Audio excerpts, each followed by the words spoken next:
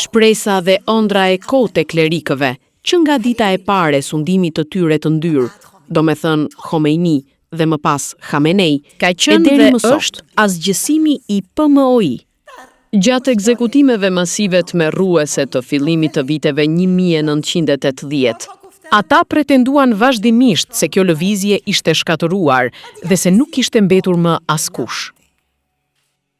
Në vitin 1988, Khomeini kreu një gjenocid dhe masakër të antarëve të burgosur të PMO-i dhe disidentëve të tjerë.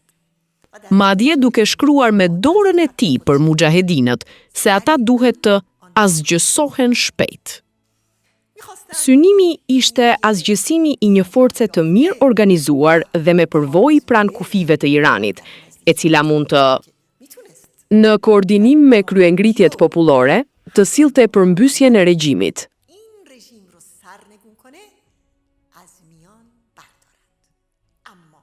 Megjithatë, skenat e rezistencës dhe luftës nga banorët e Ashrafit, të cilat u transmetuan në televizionin satelitor të rezistencës Simaje Azadi, ndezën val frymëzimi, krenarie, zemërimi dhe mbështetjeje në qytete e madje edhe brenda burgjeve.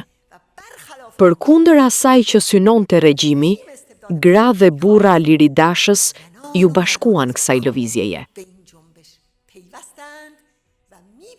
Dhe vazhdojnë t'i bashkohen kësaj lëvizjeje, duke nxjerrë mësime të fuqishme nga guximi dhe sakrificat e këtyre luftëtarëve.